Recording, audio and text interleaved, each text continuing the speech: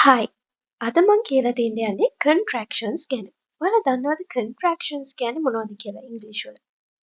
ඉංග්‍රීසි භාෂාවේ තියෙනවා අපිට වචන දෙකක් කෙටි කරලා එකට එකතු කරලා තනි වචනයක් හදාගන්න පුළුවන් පිළිවෙලක්.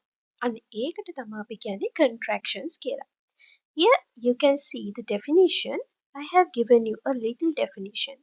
A contraction is a shortened form of two words. We use an apostrophe to replace missing letters. ඇත්තට මේ contraction එකක් කරාට පස්සේ අපි ඒ omit කරන ලද letter එක වෙනුවට apostrophe එකක් පාවිච්චි කරනවා. Here you can see some of the examples. Do not becomes don't. Here just look at the word do not. You can see that in the word not, the letter O is omitted and it becomes an apostrophe in the other side. It means do not කියලා තිබ්බ වචන දෙක එකට එකතු වුණා don't කියලා.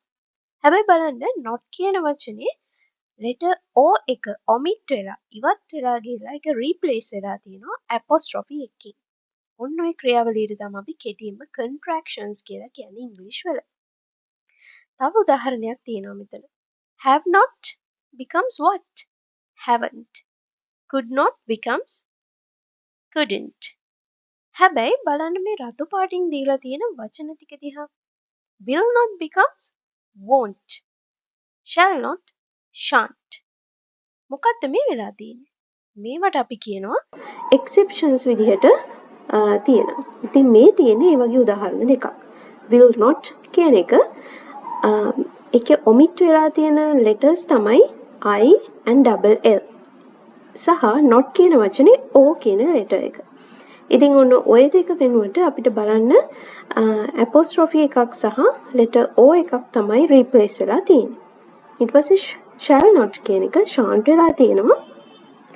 එතනත් ඔයාලට බලන්න පුළුවන් replace වෙලා තියෙන O එක වෙනුවට apostrophe එකක් ඇවිත් තියෙනවා. ඉතින් ඔන්න ඔය ටික තමයි contractions ගැන ඔයාලා කෙටියෙන්ම දැනගෙන ඉන්න ඕන ටික. මෙතන මම ඔයාලට පෙන්නලා දීලා තියෙනවා common contractions ටිකක් ඔයාලට be verbs ලත් එක්ක පාවිච්චි කරන්න පුළුවන්. මොනවටද be verbs කියලා කියන්නේ? be verbs කියලා කියන්නේ ප්‍රධාන වශයෙන්ම am, is, are. එතකොට ඔයාලට contraction එකක් කරන්න පුළුවන් මෙන්න මේ be verbs ලත් එක්ක. For an example, I am becomes I'm. මෙතන මේ letter A එක වෙනුවට ඒක replace කරලා තියෙනවා apostrophe එකකින්. අපි මේ mark එකට කියනවා apostrophe එක කියලා. ඊට පස්සේ බලන්න දෙවෙනි word එක you are becomes your. Your. මෙතන letter A එක තමයි replace වෙලා තියෙන්නේ apostrophe එක. ඊට පස්සේ he is his, she is she's, they are their. ඉතින් බලන්න මෙතන හැම replace වෙච්ච letter එකකටම apostrophe එකක් replace වෙලා තියෙනවා. හරි. ඊළඟට අපි බලමු negative contractions කියන්නේ මොනවද කියලා. ඔයාලා දන්නවා negation එහෙම නැත්නම් නැත යන අර්ථයක් අපිට කතා කරන්න පුළුවන් ඉංග්‍රීසි භාෂාවේදී. ඉතින් මෙතන දීලා තියෙනවා do not කියන එක අපි කලිනුත් කතා කරා වගේ contraction එකක් කරපුවම දැන් එයා එක වචනයක් එයා don't කියලා වෙනස් වෙනවා. Is not, isn't, are not, aren't, did not, didn't, cannot, can't. බලන්න මෙතනත් අර කලින් කිව්වා වගේ letter O එක තමයි ගොඩක් තැන්වලදී replace වෙලා තියෙන්නේ apostrophe එකක් එක්ක. Right. ඊළඟට will කියන modal auxiliary එකත් එක්ක කොහොමද බලමු contraction එකක් සිද්ධ වෙන්නේ. I will කියන එක I'll බවට පත් වෙනවා. You will, you. He will, he'll. They will, they'll. ඉතින් මෙතනත් හොඳට ඔයාලට observe කරොත් බලන්න පුළුවන් replace වෙලා තියෙන letters apostrophe වලට.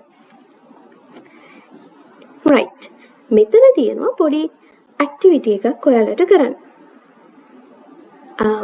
හරි උත්තරේ දන්නවා නම් පහලින් comment එකක් දාගෙනම යන්න. ඊළඟ දවසේ අලුත් පාඩමකින් හමු වෙමු.